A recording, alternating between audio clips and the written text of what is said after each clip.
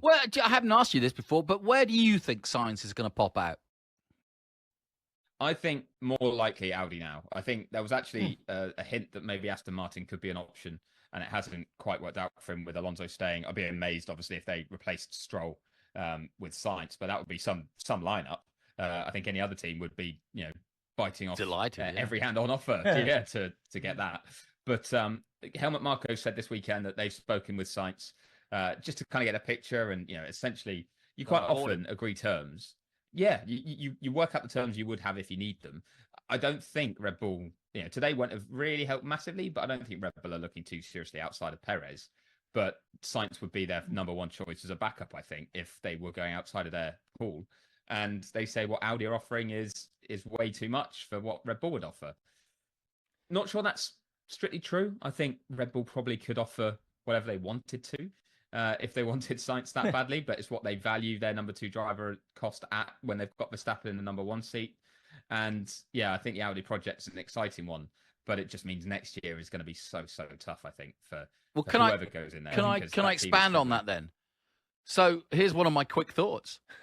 So we've been talking about this Kimi Antonelli. He finally got a run in Austria, which I haven't heard anything bad, but I'm sure he did fine, the 17-year-old. But where in this discussion, this is my quick thoughts, where is Schumacher? Where is Ocon? Where is Drogovic? Do their careers just end now?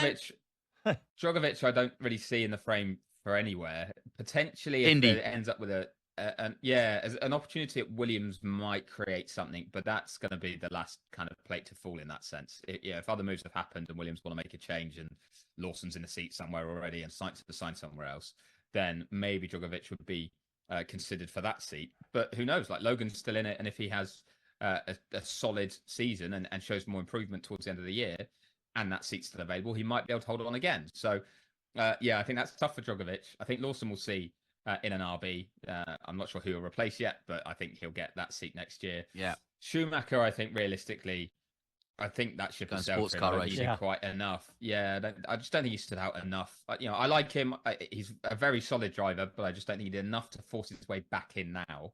And Ocon, I think, is actually a good solid backup for Mercedes if they want him. But I think Mercedes would also then look at, well, why would we put him in? Because either they're going to put Antonelli in there because he's ready, or they're not going to have Antonelli ready quite yet and they want someone for a year or two. But would you then pull Ocon out of Alpine to put him in for 1 year and then bid him off again? I'm not sure they'll do that. Same with Sainz. That is the thing. Sainz won't go for that 1 year deal. Ocon might. But so I think he's in that mix. He's just because Ocon and Gasly need to rebuild their careers now in a car that obviously is going sideways. I have a quick thought, Jonathan. Jonathan has this new theme. He's calling them quick thoughts, but I have one. So if you're choosing, if you're out there and you're one of these drivers and Williams calls, do you go, do I want to go with the team that might just take my car away and give it to my teammate if things don't go smoothly? Ooh, long memory. Yeah, it depends who it is, doesn't it? Let's be honest. If you're right, the circumstance. I know. Yeah, and some of those other drivers as well will be ones that will just take any opportunity to get on the grid. If we're talking someone who's not on the grid right now, right?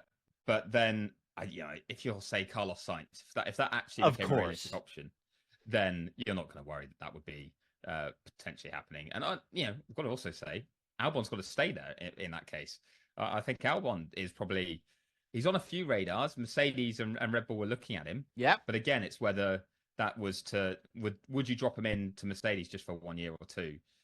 Two maybe, but I don't think about one. I think Ocon for a year would definitely be a go.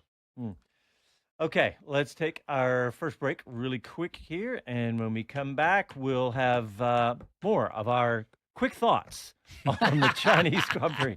Back after this.